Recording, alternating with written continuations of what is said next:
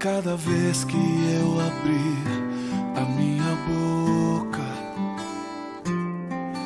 cada vez que eu olhar na direção de alguém, cada vez que passo a passo eu chegar em algum lugar, seja tua voz, sejam teus olhos, sejam os teus pés.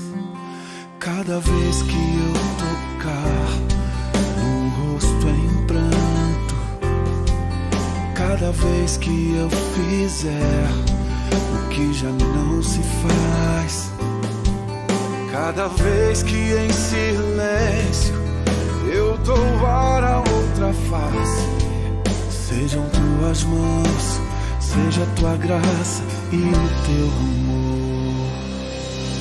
Eu quero te servir, eu quero te obedecer, viver tua vontade, refletir tua verdade, te honrar com minha vida, em tudo te adorar, mestre, amigo, amado Jesus, esse é o meu querer.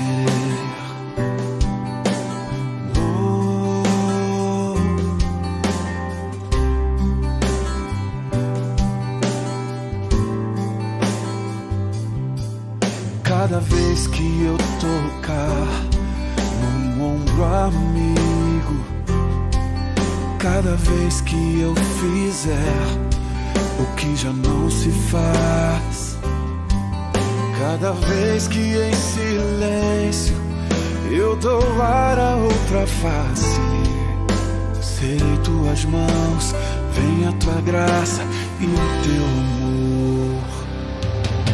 Eu quero te servir, eu quero te obedecer, viver tua vontade, refletir tua verdade, te honrar com minha vida, em tudo te adorar, mestre, amigo, amado Jesus, esse é o meu querer.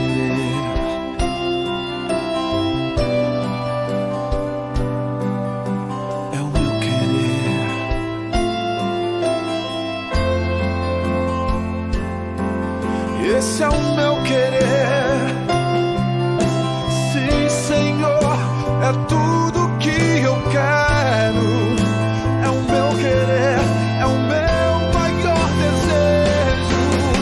Eu quero te servir, eu quero te obedecer, viver tua vontade, refletir tua verdade, te honrar com minha vida, em tudo te adorar, mestre, amigo, amado Jesus,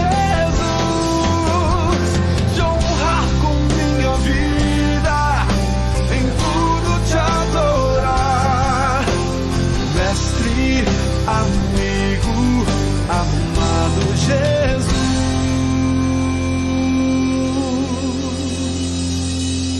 Esse é o meu querer.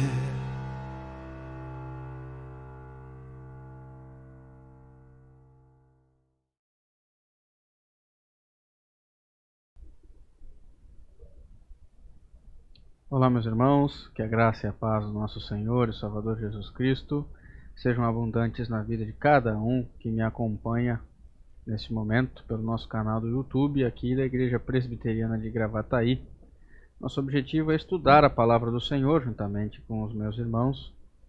E para isso eu peço que você abra a sua Bíblia no Evangelho segundo escreveu Mateus.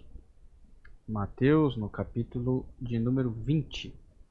Evangelho segundo escreveu Mateus, no capítulo de número 20. Nós leremos também a partir do versículo 20, um texto muito conhecido, mas tem muito a ver com o tema que nós abordaremos hoje na carta de Paulo aos Filipenses.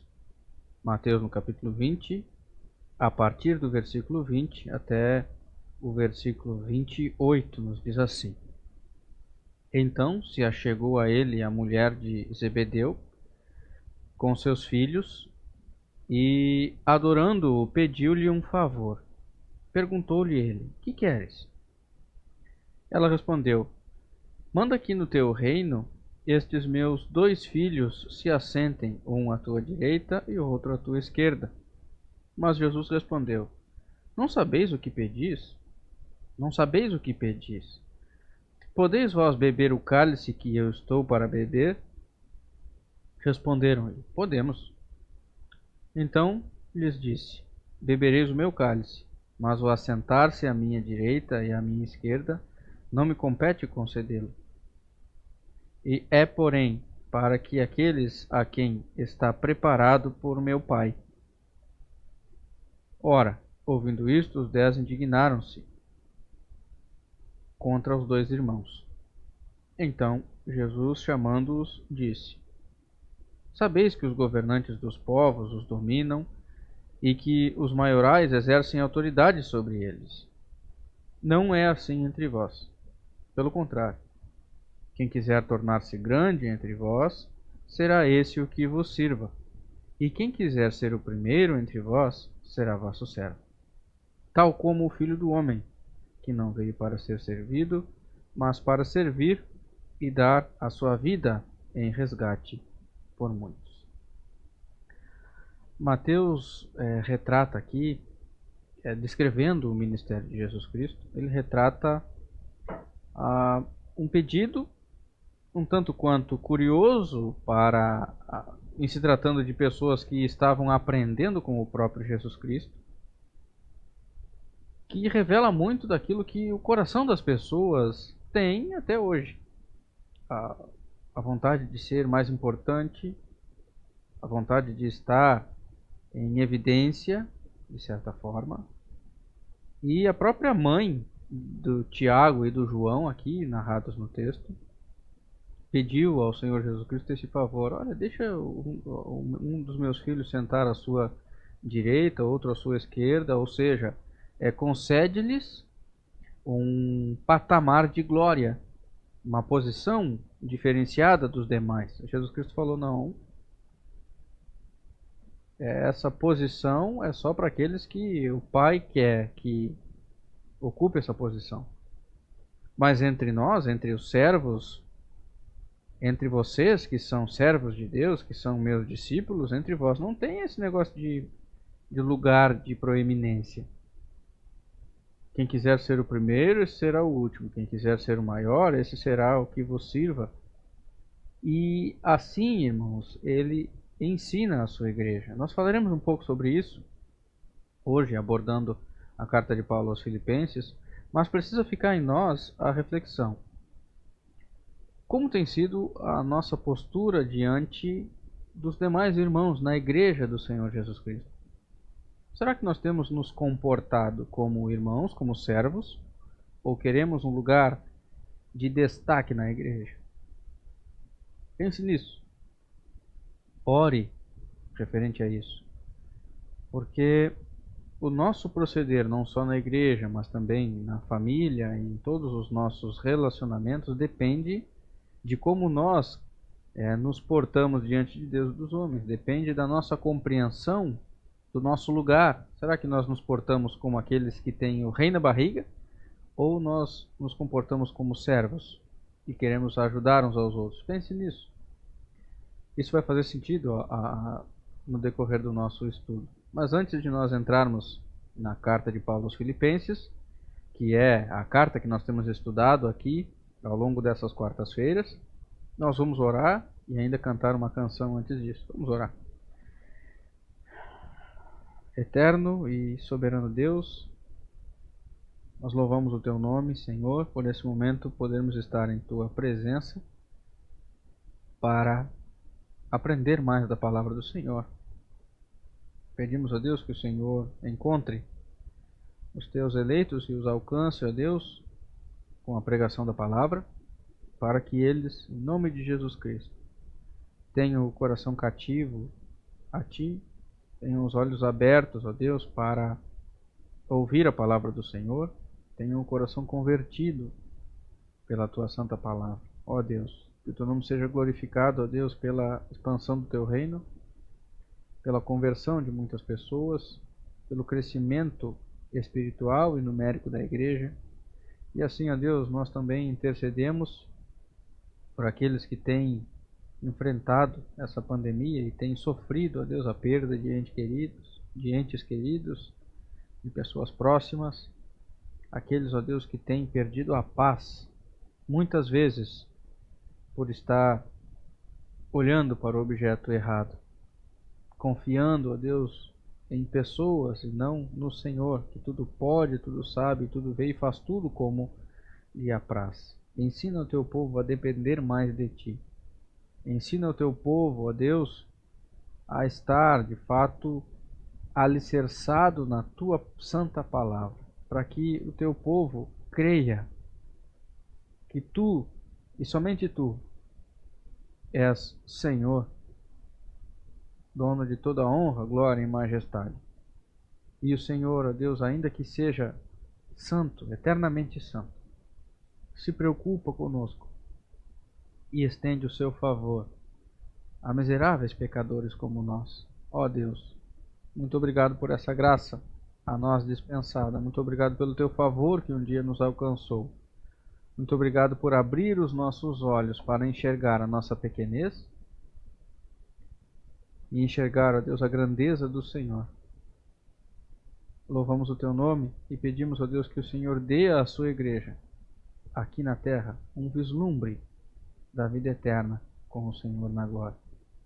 Muito obrigado, ó Deus. Abre o entendimento do Teu povo nesse instante, para que o Teu povo possa, ó Deus, compreender a Tua palavra, já que nós temos a nossa capacidade corrompida e limitada por causa do pecado, mas Teu Santo Espírito pode nos iluminar a mente, para que possamos compreender a verdade da Sagrada Escritura.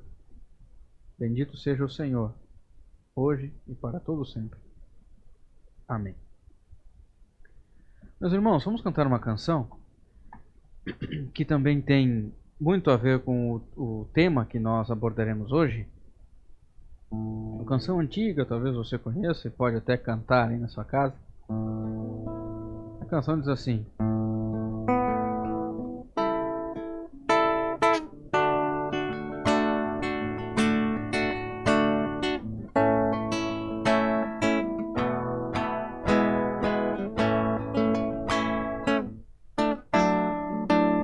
todo o poder lhe foi dado no céu e na terra. Todo o poder lhe foi dado.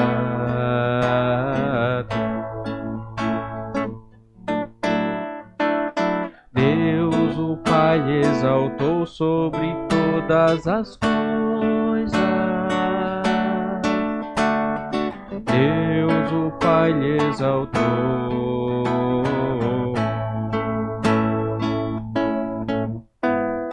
Manifestado em carne, justificado em espírito, visto dos anjos, pregado aos gentios, crido no mundo e recebido na glória.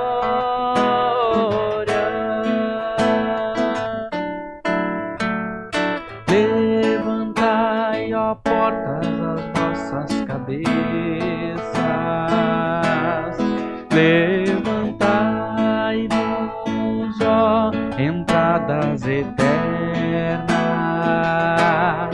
e entrará o Rei da Glória. Quem é este Rei da Glória? O Senhor forte e poderoso, o Senhor poderoso na guerra.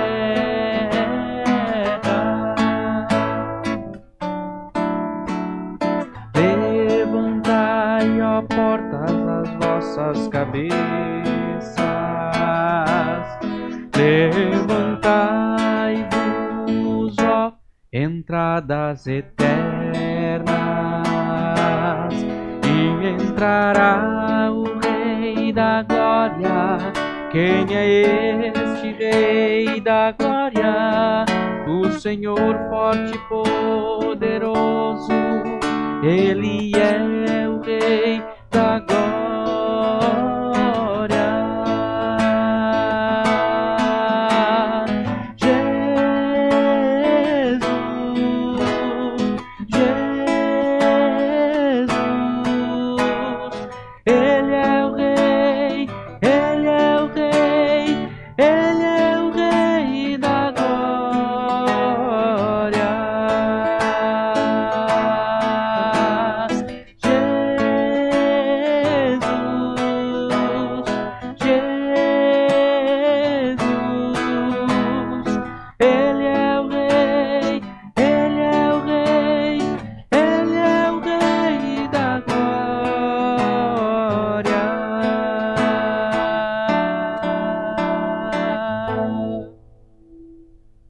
Amém.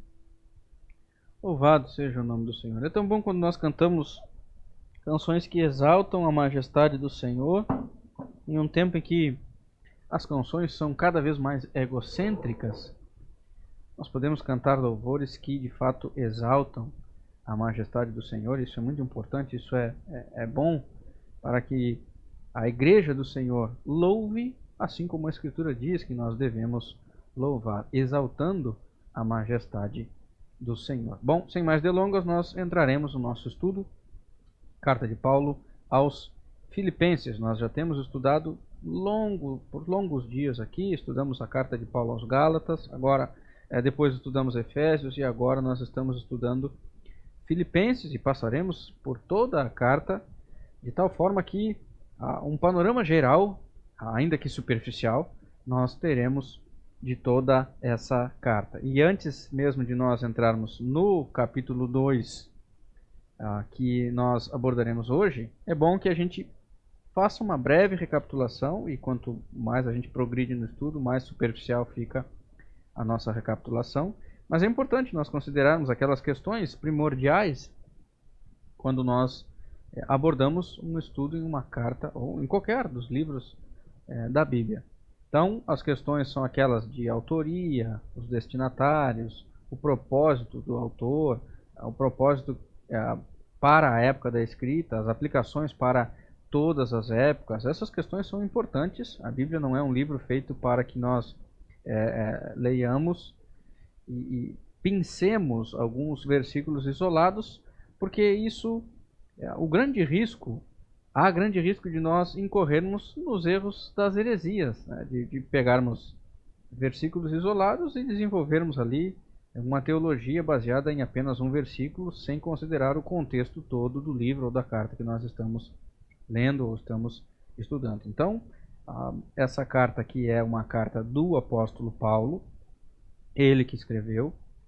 A gente pode ver isso logo no primeiro capítulo, no primeiro versículo. Ele já começa se identificando, Paulo e Timóteo, servos de Cristo Jesus, e ele fala também nesse primeiro versículo os destinatários, a todos os santos em Cristo Jesus, inclusive bispos e diáconos, que vivem em Filipos. Então aqui nesse primeiro versículo nós temos o autor, nós temos os destinatários e nós temos a cidade na qual estava fixada essa igreja que o próprio apóstolo Paulo plantou. É importante a gente considerar isso também, porque o apóstolo Paulo plantou em uma das suas viagens missionárias, narradas lá no livro de Atos dos Apóstolos. Inclusive, aos domingos, aqui na Igreja Presbiteriana, nós temos meditado nesse livro, em Atos dos Apóstolos. Já estamos no capítulo 25, 26. Abordaremos no próximo domingo parte desses dois capítulos. Então, nós já estamos aí quase finalizando o livro de Atos dos Apóstolos. E esses estudos que temos feito nas cartas do apóstolo Paulo complementam o ensino de domingo, porque foram cartas escritas para as igrejas que o próprio apóstolo plantou, conforme narra Lucas em Atos dos Apóstolos. Por que é importante nós estudarmos essa epístola aos Filipenses? Por causa de um anseio que todas as pessoas têm, sempre tiveram, e eu penso que sempre terão, que é o anseio por ser feliz. Ninguém gosta de ser triste. E essa carta dos Filipenses é conhecida como a carta da alegria. O apóstolo Paulo, várias vezes, ele fala sobre a alegria que ele tem com os crentes da igreja de Filipos. Ele expressa de maneira muito bela essa alegria. Ele é uma carta cheia de afeição. O apóstolo Paulo tinha uma ligação, um afeto muito grande pela igreja de Filipos. Então, aqui, de certa forma, Paulo está desvendando, por assim dizer, o segredo da alegria. E nós, como cristãos, entendemos que a alegria de um cristão não é simplesmente um sentimento que vem e vai com o tempo. Não é um sentimento passageiro, não é uma felicidade momentânea. A alegria de um cristão é uma pessoa, a pessoa de Jesus Cristo. Nós somos alegres em Cristo. Um dos propósitos também pelos quais o apóstolo Paulo escreve essa carta é continuar a pregação, a continuidade da pregação. Então o apóstolo Paulo quer ensinar os filipenses para que eles também preguem o evangelho, apesar das perseguições que, de certa forma, em todos os tempos, a igreja do Senhor sofre.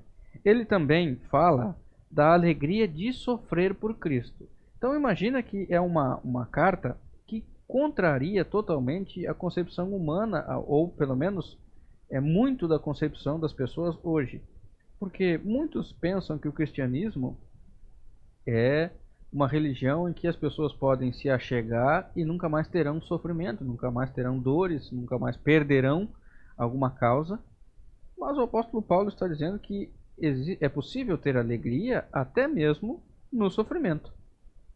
E nós somos privilegiados por sofrer pela causa de Cristo, ou pela causa do Evangelho. Então é importante nós entendermos isso. O cristianismo, existem vitórias no cristianismo? Claro que sim. Os cristãos irão vencer? Sim, e muito. Mas em muitos os crentes também irão perder. O próprio Jesus Cristo fala isso: no mundo vocês terão aflições, mas tem de bom ânimo, eu venci o mundo. Então a nossa vitória, ou os nossos olhos precisam estar voltados para a vitória final da igreja, e não necessariamente para as vitórias que muitas vezes nós poderemos alcançar aqui. Nessa vida, toda a nossa vida é permeada por vitórias, mas também por derrotas, por alegrias, mas também por tristezas. E isso a gente precisa conviver. Há uma música muito bela, composta por um cantor, um pastor presbiteriano, o reverendo Stênio Márcios. O nome da música é Tapeceiro. E ele fala que a vida do homem é uma obra de tapeçaria, tecido de cores alegres e vivas, que fazem contraste no meio das cores nubladas e tristes. Se você olha do avesso, é como se ele estivesse descrevendo um tapete. Você não imagina o desfecho. Você olha ao lado do avesso do tapete, aquele monte de nós ali, mas no fim das contas, tudo se explica, tudo se encaixa, tudo coopera para o bem daqueles que amam a Deus. Então a vida do cristão é assim. Paulo está dizendo: é possível ter alegria em Cristo. Cristo é a nossa alegria. Bom, mas abordando o conteúdo do livro, então, nós vemos a ele se identificando aqui, fazendo essa saudação, que é muito peculiar do apóstolo Paulo. Ele normalmente começa as suas cartas fazendo essa saudação. Depois ele dá graças a Deus por tudo que ele se recorda dos filipenses. É bom lembrar que Paulo, quando escreveu essa carta, estava preso. É uma das cartas de prisão. E ele lembra aqui com carinho daquilo que o próprio Deus operou nos crentes de Filipos. O que ele está dizendo aqui? Que de fato a igreja era uma igreja crente. Tinha muitos crentes ali. Embora onde há crentes, há também problemas. Isso é uma regra em todos os tempos. Onde há duas pessoas já tem problemas, pessoas pensam diferente. Tanto que ele fala no capítulo 4, por exemplo, no versículo 2, se não me falha a memória: rogo a Evódia e rogo a Sintique para que pensem concordemente. Ou seja, havia ali uma divergência de opiniões em determinado assunto, não se sabe exatamente o que é, mas existiam ali problemas de relacionamentos. Existiam ali o perigo dos falsos profetas também. Existia também o perigo das pessoas negligenciarem o cumprimento da lei. Tá? Então, Paulo, de alguma forma, tenta combater o legalismo, que é o cumprimento da lei simplesmente pelo mero cumprimento, e o antinomianismo, que é o pensar que não é preciso cumprir a lei, negligenciar totalmente o cumprimento da lei de Deus. Anti é contra, então contra a lei. Nomos é lei, antinomianismo é contra a lei, nesses termos. Então o apóstolo Paulo aqui fala sobre essa gratidão que ele tem, e ele entende que o Espírito Santo começou uma boa obra nos crentes de Filipos, e ele há de completar essa boa obra até o dia de Cristo. Mas ele continua descrevendo aqui a sua intenção, querendo que os crentes cresçam no conhecimento de Deus. Ele até fala sobre a própria situação dele, que ele se encontra preso, e ele diz, olha, até mesmo a prisão tem cooperado com o Evangelho. Por quê? Porque eu estou preso aqui, mas eu estou pregando para os guardas aqui, toda a guarda pretoriana já ouviu do Evangelho, os demais guardas também já ouviram do Evangelho, então tudo coopera para o progresso do Evangelho. Eu não cesso de pregar mesmo estando preso. Então imagina um homem que está preso, e humanamente falando ele deveria estar triste, mas ele está incentivando os crentes a se alegrarem, porque sofrer por Cristo é algo bom. Nós estamos falando da carta de um apóstolo que estava preso por causa do Evangelho. Então é importante a gente considerar aqui essa carta da alegria, porque Paulo está dizendo que essa alegria, a alegria verdadeira, essa alegria que os homens tanto anseiam, só pode ser encontrada em Cristo Jesus, o nosso Senhor, o nosso Redentor. Ele continua falando aqui sobre essa unidade cristã. Inclusive, ele, no versículo 27 do capítulo 1, ele diz assim, vivei acima de tudo de modo digno do Evangelho de Cristo. Para que, aqui, a ideia de objetivo, finalidade, se eu for ver vocês, e aqui ele até expressa a sua intenção, Paulo, depois que saísse da prisão, ele queria visitar novamente os filipenses. Os estudiosos dizem que há grande possibilidade de o apóstolo de fato ter ido na cidade de Filipos visitar os crentes lá, embora isso não esteja narrado, nós não vemos registro disso, mas é bem possível que ele tenha conseguido ir novamente à igreja de Filipos. Mas ele diz assim, olha, vocês precisam viver de modo digno do Evangelho se eu for vê-los, ou mesmo que eu não vá. Eu quero ouvir, eu quero que essa alegria em mim seja completada pelo proceder de vocês. Vocês precisam viver não para agradar a mim, mas para agradar a Deus. Vocês precisam viver de modo digno do Evangelho. Então Paulo apresenta uma condição anterior, por assim dizer, né, que é a ideia de que os crentes eram pecadores, mas agora eles receberam nova vida, e eles têm de obrigatoriamente, porque essa é uma evidência de que de fato os cristãos receberam uma nova vida, eles precisam mostrar isso na prática. E como é que se mostra que de fato uma pessoa é cristã, é salva, ou foi salva pela graça de Cristo? Na prática, vivendo de modo digno do Evangelho. Paulo vai ampliar esse conceito aqui, né, nessa unidade cristã.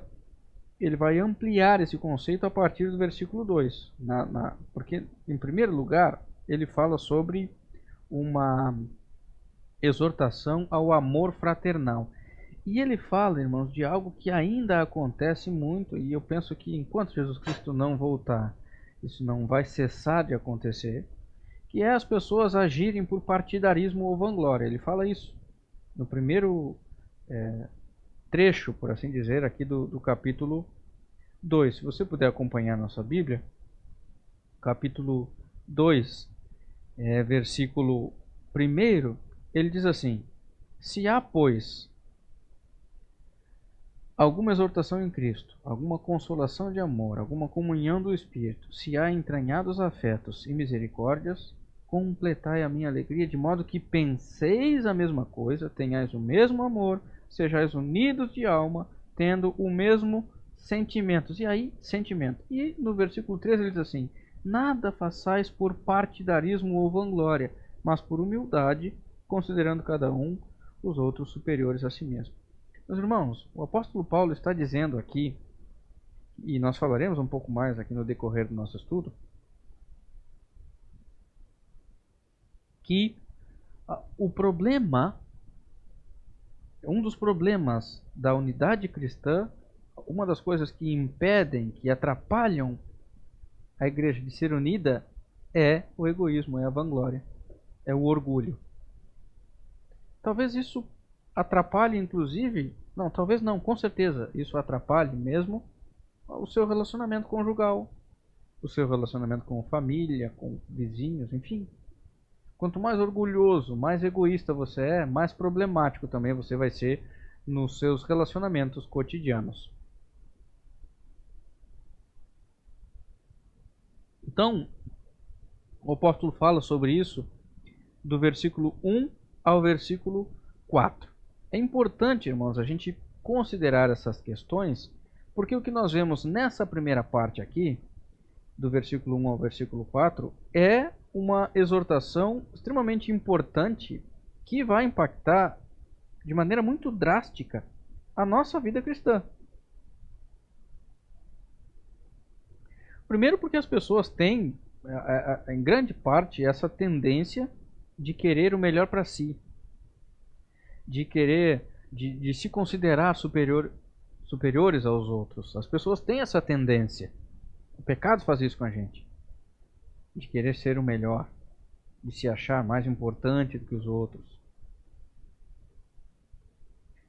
Mas Paulo confronta aqui as pessoas, ele confronta justamente essa característica. Paulo diz que nós não podemos fazer as coisas por partidarismo ou vanglória, mas sim considerando os outros superiores a nós mesmos. E isso confronta, irmãos, o nosso ego. Isso tira o nosso eu do centro e nos faz reconhecer que nós temos certa importância, nós só temos certa importância porque nós fomos feitos à imagem e semelhança de Deus.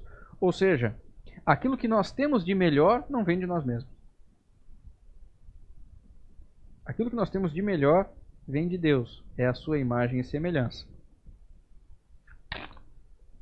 Então, é importante nós nos enxergarmos dessa forma. Nós somos importantes? Sim. Mas por que nós somos importantes? Porque nós somos feitos à imagem e semelhança de Deus. O homem foi criado à imagem e semelhança de Deus. O homem não tem uma importância em si mesmo. O homem não deveria se achar superior. Como a gente fala, às vezes no popular, o fulano se acha. O fulano está se achando. E às vezes nós agimos assim. Nós nos achamos superiores aos outros. Mas isso não deveria acontecer. E é isso que o apóstolo Paulo, de alguma forma, está tentando combater aqui. Orientar, exortar os cristãos. Então, o apóstolo Paulo reconhece, ao longo da sua carta, ele reconhece que os cristãos, aqueles crentes de Filipos, de fato eram cristãos mesmo, eles estavam evoluindo na fé, mas ainda havia ali as preocupações do apóstolo Paulo. Já que eles eram crentes, o apóstolo Paulo queria que eles fossem mais crentes ainda, cada vez mais. Que eles crescessem no conhecimento de Deus. E que esse crescimento espiritual, por assim dizer, afetasse positivamente a vida prática dos cristãos. Por isso o apóstolo Paulo coloca aqui um padrão, um alvo a ser alcançado pelos cristãos. E qual é esse alvo? Ser cada dia mais parecido com Cristo. Cada dia mais parecido com Cristo. O padrão, o exemplo supremo é o próprio Cristo. Então, irmãos, Jesus Cristo, além de ser o nosso Redentor, ele também é o nosso exemplo de conduta. Ele mostrou isso aqui, no seu ministério na terra.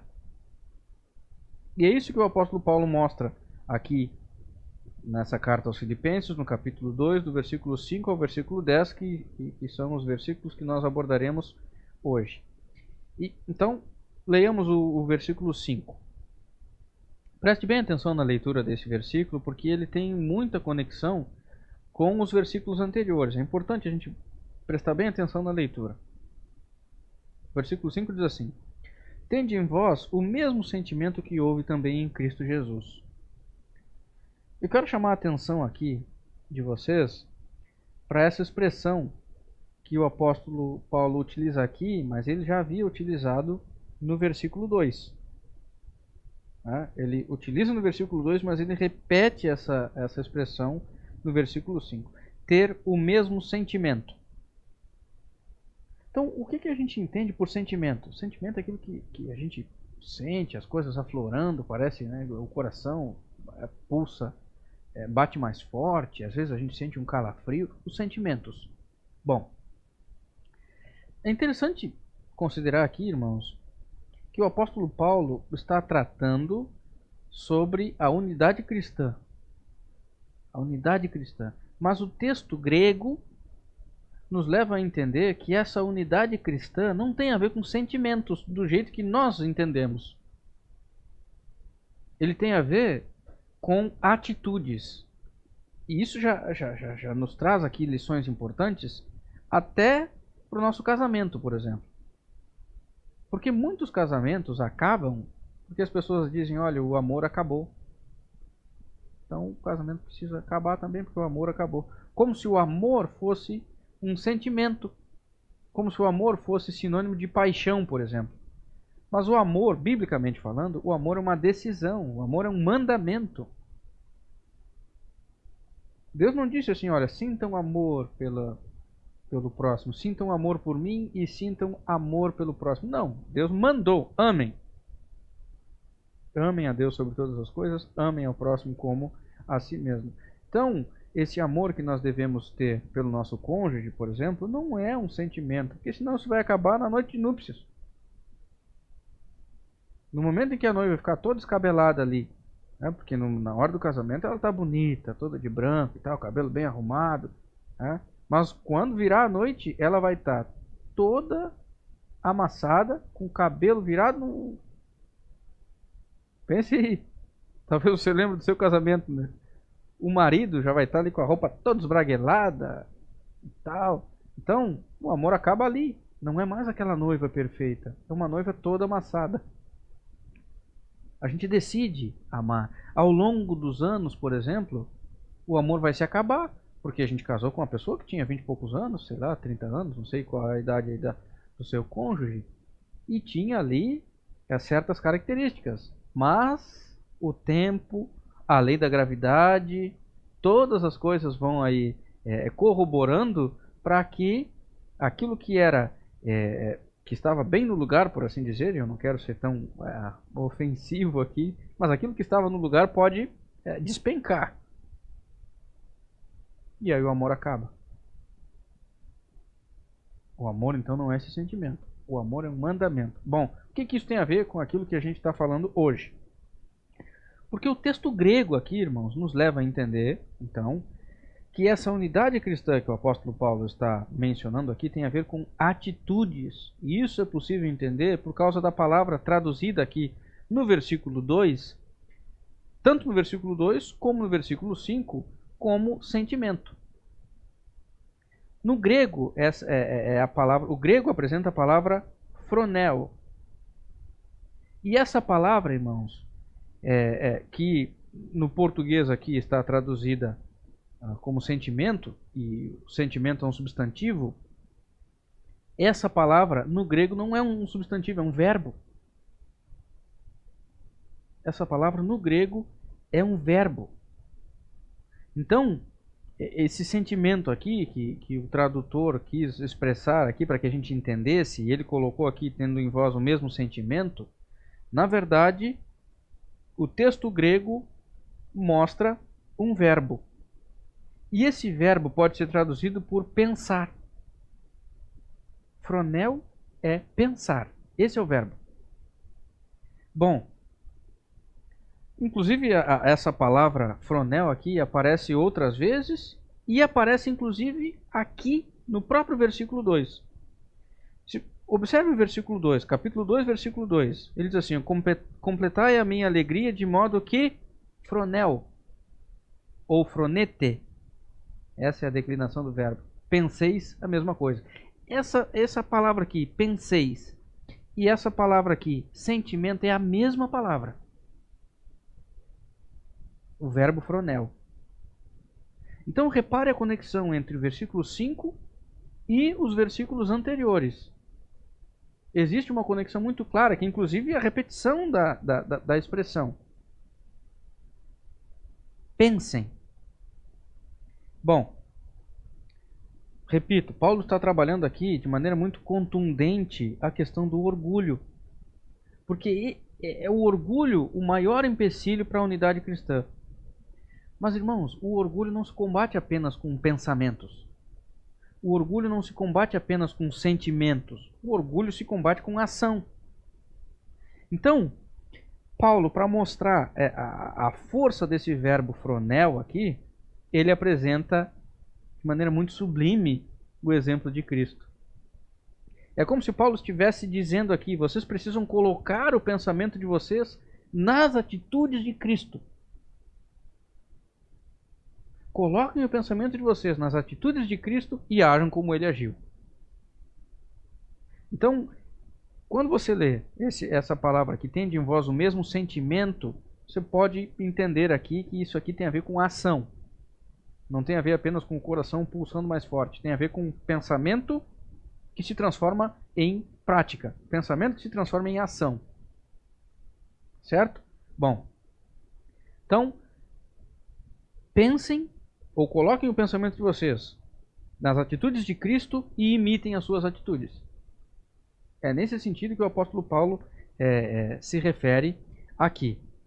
Eu vou ter que correr um pouco aqui, porque esse texto é tão rico, ele fala tanto, que é difícil a gente falar em poucos minutos aqui. Mas o versículo 6, ele diz assim: pois ele, veja que ele está explicando agora, tende em vós o mesmo sentimento, ou o mesmo pensamento que vai se transformar em ação, que houve também em Cristo Jesus. Por quê? Ele está explicando agora. Ele, subsistindo em forma de Deus, não julgou como usurpação o ser igual a Deus. Então, irmãos, Paulo apresenta aqui a realidade de quem Jesus Cristo era de fato. De quem Jesus Cristo continua sendo, na verdade. E aí o apóstolo Paulo diz assim: olha, Jesus Cristo existe em si mesmo. Como assim? Paulo está dizendo que aquele Jesus Cristo que viveu aqui nessa terra, que viveu, que teve que comer, que foi ensinado, aprendeu a caminhar, que viveu como homem, ele é Deus. Ele existe como Deus. Ele subsistindo, ele tem existência em si mesmo. Agora, aquele que tem existência em si mesmo, ele foi reconhecido em figura humana. Ou seja, Jesus Cristo é 100% homem e 100% Deus. A teologia chama essa parte aqui de as duas naturezas do Redentor. A natureza divina e a natureza humana. Em uma pessoa só. Como é que isso se administra? Bom, Deus é que sabe. Então, a gente não tem aqui condições nem tempo para fazer aqui um tratado de teologia sistemática, mas pense aí que o apóstolo Paulo está apresentando aqui esse ser divino que existe em si mesmo, que subsiste em si mesmo, que é 100% homem e 100% Deus, mas mesmo ele sendo 100% Deus, ele não se utilizou desse estado celestial, por assim dizer, mas abriu mão de tudo isso. Essa forma de Deus aqui, que fala não subsistindo em forma de Deus, faz referência justamente à realeza de Cristo, ao seu governo total. Então, nesse sentido, irmãos, o rei do universo não se comportou como rei. O rei do universo se comportou como um servo. É isso que o apóstolo Paulo explica no versículo 7. Então pensa bem. Paulo está tratando a questão do egoísmo. Nada façais por partidarismo ou vanglória. Não sejam egoístas, não sejam egocêntricos. Vocês precisam pensar da forma como Cristo pensou, agir como ele agiu. Por quê? Porque mesmo ele sendo o Rei da Glória, ele não agiu aqui como rei, mas como um servo. E aí no versículo 7 ele vai dizer assim: antes, a si mesmo se esvaziou, assumindo a forma de servo, tornando-se em semelhança de homens e reconhecido em figura humana. É importante, irmãos, nós considerarmos essa questão aqui do esvaziamento de Cristo, outro tema teológico muito importante de nós estudarmos, porque esse esvaziamento de Jesus Cristo não implica dizer que ele perdeu seus poderes, por assim dizer. Cristo não perdeu a sua divindade. Ele não perdeu os seus poderes divinos. Ele não deixou de ser Deus por ter sido reconhecido em figura humana, por ter encarnado. O verbo ter encarnado.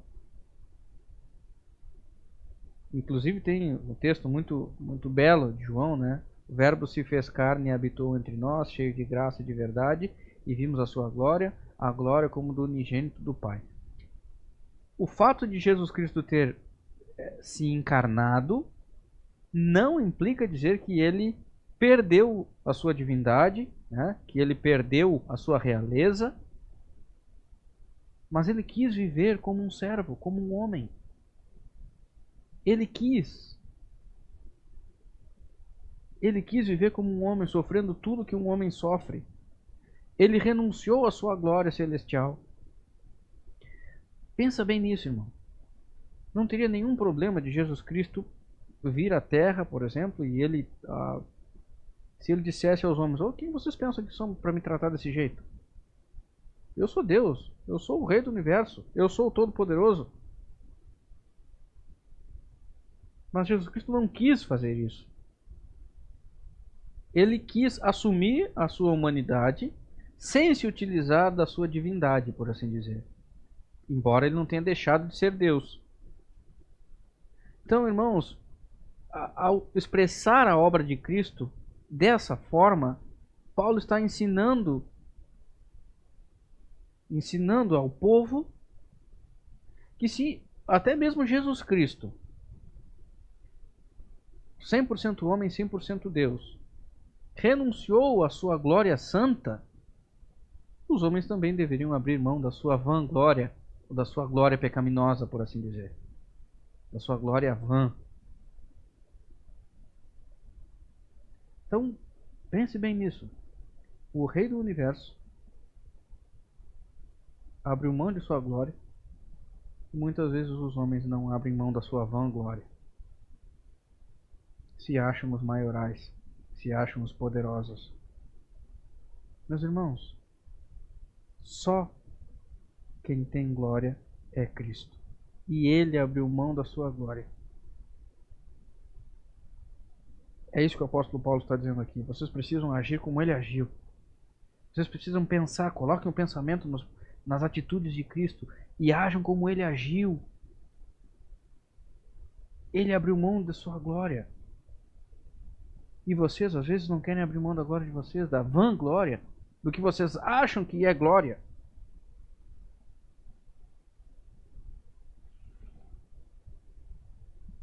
Paulo continua e ele explica como é que Jesus Cristo fez isso, como é que Jesus Cristo abriu mão da sua glória. Aí no versículo 8 ele diz assim: a si mesmo se humilhou, tornando-se obediente até a morte e morte de cruz. Então foi dessa forma, irmãos, e aqui nós vemos outro tema teológico importante, que é a humilhação de Cristo.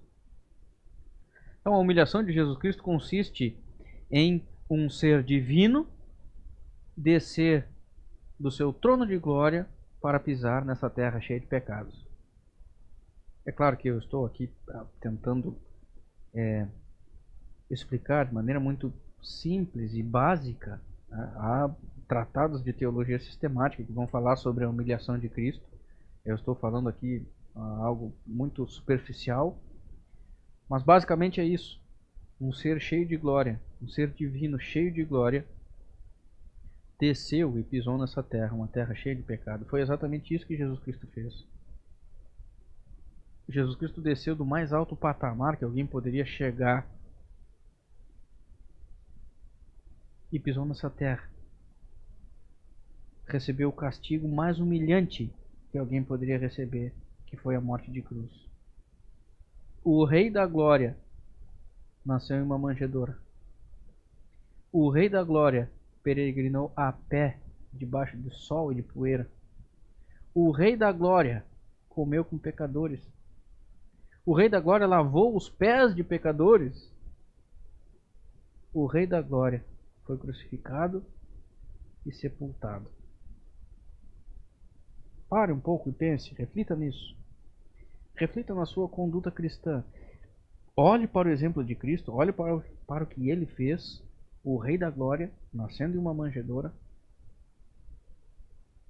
peregrinando a pé, muitas vezes não tendo um lugar para reclinar sua cabeça, muitas vezes sem uma cama confortável para dormir, sentindo sede muitas vezes, comendo a poeira do deserto, debaixo de um sol escaldante, à noite um frio extremo,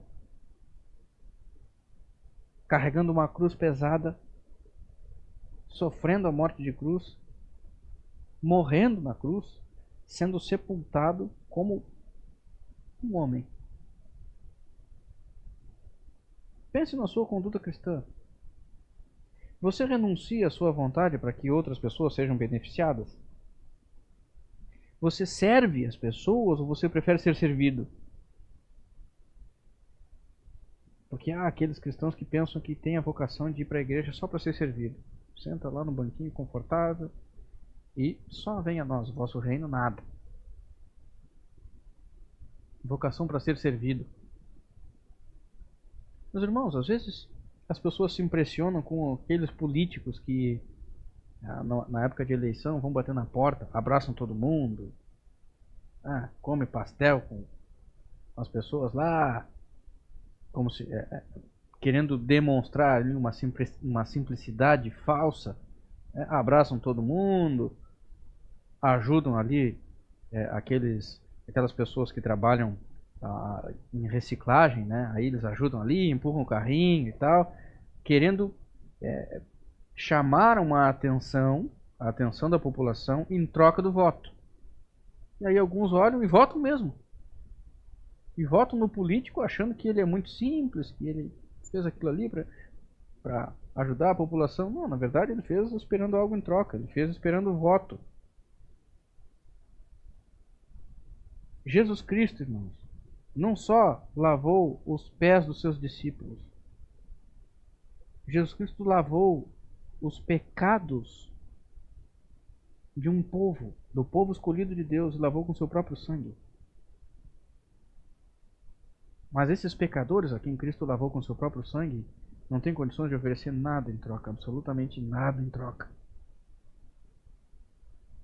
Jesus Cristo se humilhou, se esvaziou,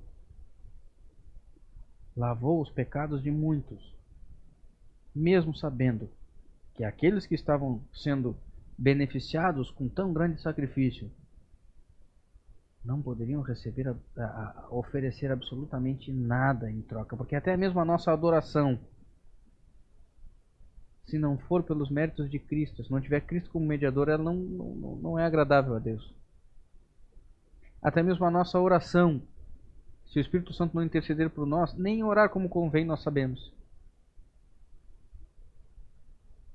Mas Cristo se esvaziou. Aliás, irmãos,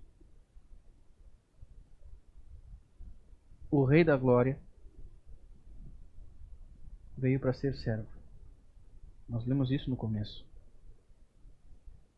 Guarde isso, na igreja não há lugar para reis. A igreja é lugar de servos.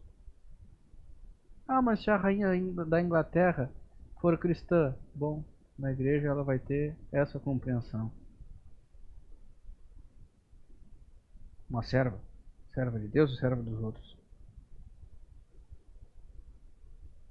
A igreja não é lugar de reis, é lugar de servos. E o próprio Jesus Cristo ensinou isso. E aqui isso nos remete àquilo que a gente leu no início, quando a mãe de Tiago e João pediu para Jesus Cristo para que separasse na glória com ele um lugar para os filhos, um à sua direita, outro à sua esquerda. O que Jesus Cristo falou? Qual foi a resposta de Jesus Cristo? Não é assim entre vós. Pelo contrário, quem quiser tornar-se grande entre vós, será esse o que vos sirva. E quem quiser ser o primeiro entre vós, será vosso servo, tal como o Filho do Homem, que não veio para ser servido, mas para servir e dar a sua vida em resgate por muitos. Mateus, capítulo 20. Nós lemos aqui no início desse estudo. Jesus Cristo recebeu a punição pelos nossos pecados, irmãos. Nesse sentido, ele foi humilhado. Mas ele satisfez a vontade de Deus. E por isso, ele foi exaltado. Versículos 9 e 10 dizem assim: pelo que também Deus o exaltou sobremaneira, e lhe deu o nome que está acima de todo o nome, para que ao nome de Jesus Cristo se dobre todo o joelho, nos céus, na terra e debaixo da terra. E toda a língua confesse, versículo 11, que Jesus Cristo é Senhor, para a glória de Deus Pai. Paulo fala sobre o estado de humilhação e depois ele fala sobre o estado de exaltação de Cristo. Outro tema teológico importante aqui. É interessante, irmãos, estudar sobre esses temas, ainda que de maneira superficial, mas para que você tenha aí o gostinho da teologia sistemática. E é claro que o nosso tempo não nos deixa abordar tão a fundo assim o texto, mas, irmãos, a sua exaltação se concretiza justamente porque Cristo se humilhou. A exaltação de Cristo se concretiza por causa da sua humilhação. Até porque a sua natureza divina não pode se humilhar. Somente a sua natureza humana. O fato, irmãos, é que Deus exaltou a Cristo sobremaneira. Inclusive esse termo só acontece aqui, essa super exaltação, por assim dizer. Uma exaltação acima da média, acima de todo nome. Deus lhe deu a exaltação máxima. Ele sofreu a pior humilhação.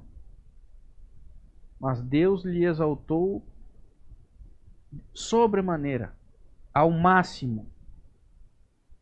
Mas Paulo vai além, irmãos. Ele também nos dá um vislumbre da consumação. Já que quando Jesus Cristo voltar em glória, todo joelho se dobrará e toda a língua confessará que Jesus Cristo é o Senhor. Esse nome, sobre todo o nome, o objetivo de Deus ter dado a Cristo esse nome, que está acima de todo nome, de tê-lo exaltado sobremaneira, é justamente para que todo joelho se dobre. Ou seja, ele lhe encheu de autoridade. Toda a autoridade lhe foi dada no céu e na terra. Nós cantamos isso. Todo o poder lhe foi dado no céu e na terra.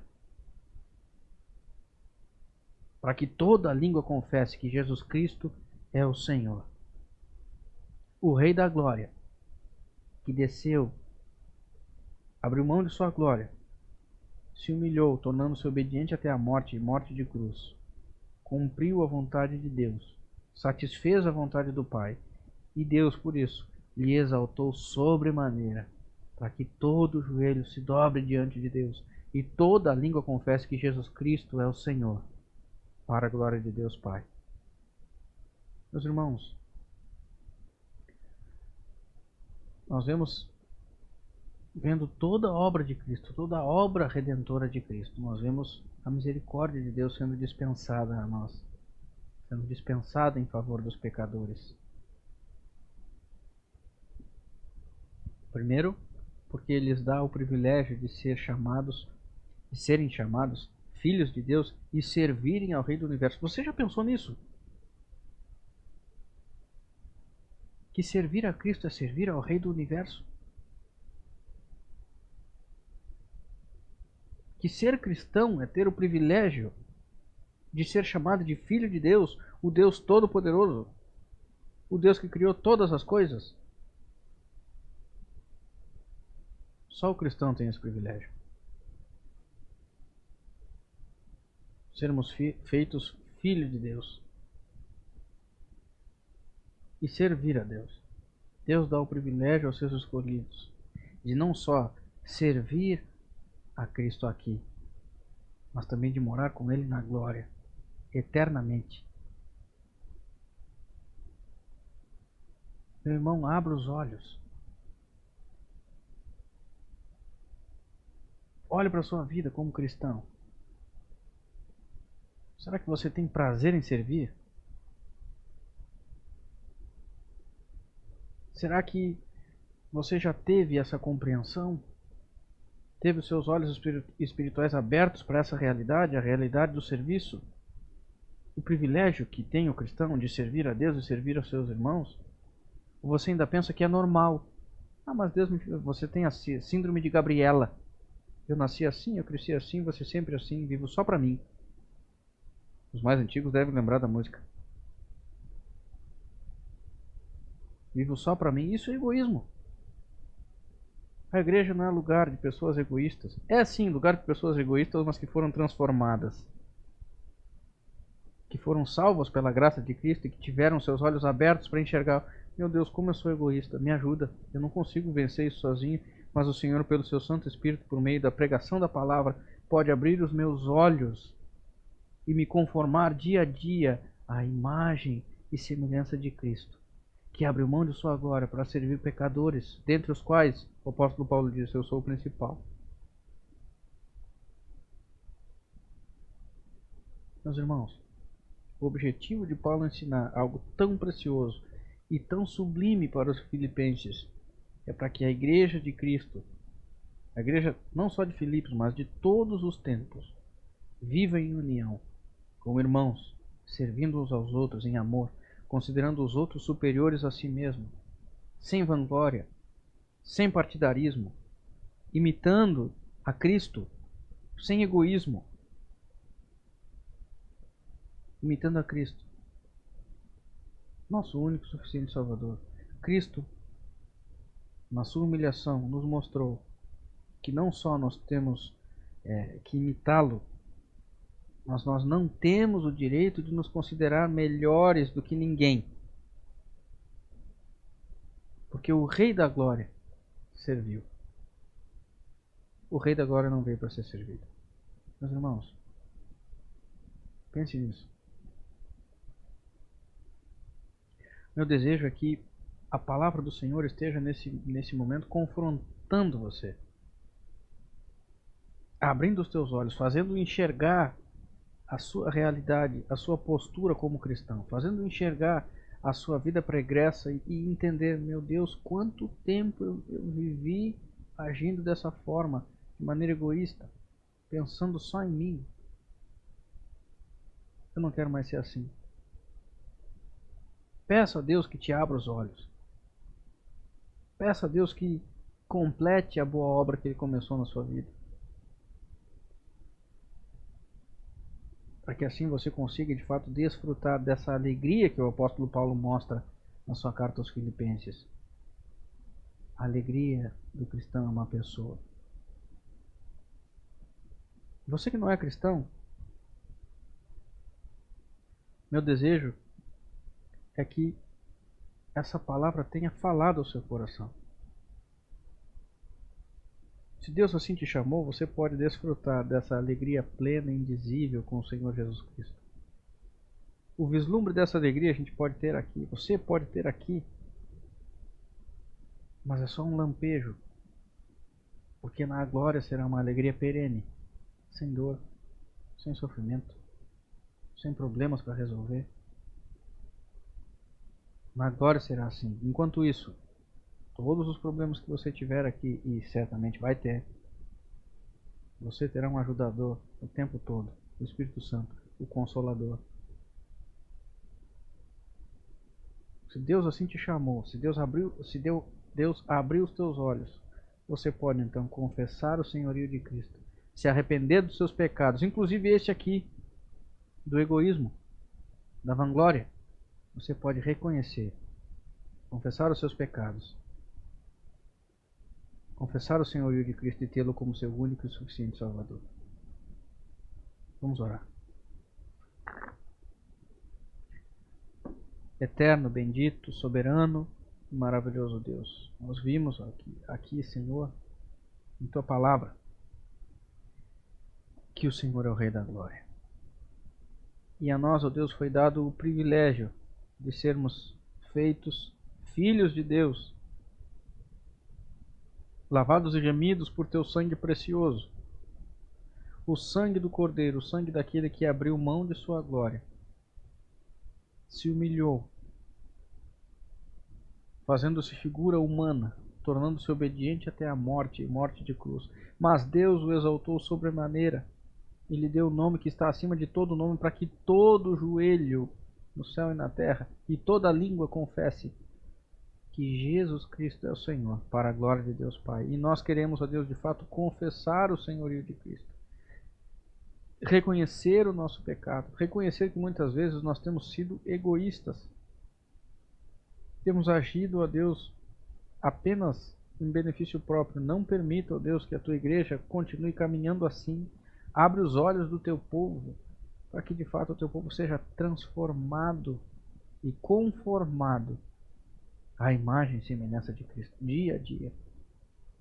Opera, ó Deus, essa obra salvífica no coração do Teu povo e santifica, ó Deus, o Teu povo na verdade. A Tua palavra é a verdade. Assim nós oramos, ó Deus, com o coração cheio de gratidão pelo grande privilégio que o Senhor tem proporcionado a nós. Termos acesso a essa palavra bendita, termos o nosso coração rasgado, nosso pecado descortinado, mas perdoado pelo sangue de Jesus Cristo, que foi vertido na cruz do Calvário. Louvado seja o Teu nome. Nós oramos em nome de Jesus Cristo. Amém. Meus irmãos, está chegando ao final mais um estudo bíblico aqui da Igreja Presbiteriana de Gravataí. Meu desejo sincero é que você tenha sido impactado pela palavra do Senhor, que a pregação tenha feito sentido na sua vida e que você de fato possa reconhecer o senhorio de Cristo, confessar os seus pecados e viver para a glória de Deus Pai. No próximo domingo, às 18 horas, nós temos culto solene ao Senhor aqui na Igreja Presbiteriana de Gravataí. Nosso endereço é Rua 20 de Setembro, 1235. Meu nome é Reverendo Diego Bogac e eu estou aqui para servi-los. Você deseja então conhecer mais da Igreja Presbiteriana do Brasil aqui em Gravataí? Fica o convite, fica aí a convocação. Você é nosso convidado especial a estar conosco aqui aos domingos, às 18 horas, desfrutando desse alimento precioso e bendito que é a palavra do Senhor. Nosso objetivo é cultuar a Deus de uma forma que Ele mesmo nos ordena na sua santa palavra. Se você quer de fato cultuar a Deus, você é o nosso convidado a conhecer a Igreja Presbiteriana de Gravataí, na Rua 20 de Setembro, 1235. Nossas programações, então, são às terças-feiras nós temos os nossos encontros nos lares, às 20 horas. Você também pode entrar em contato conosco para que a gente dê aí as orientações necessárias. Quarta-feira, por enquanto, nós temos feito nossos estudos pelo YouTube. E aos domingos, então, nós temos o nosso culto solene às 18 horas. E em breve nós retomaremos a nossa escola dominical. Que o Senhor muito abençoe vocês, tenham todos uma ótima semana, debaixo dos cuidados paternais do nosso Deus, e que o Senhor muito os abençoe.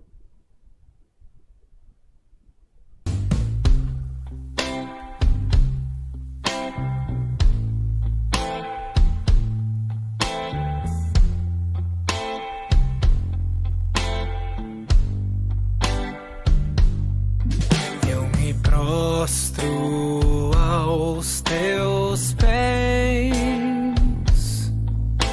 e te agradeço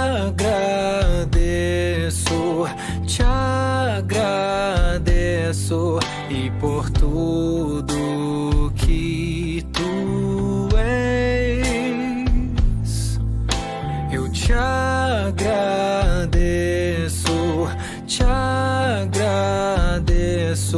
pela tua mão tão presente a me cuidar.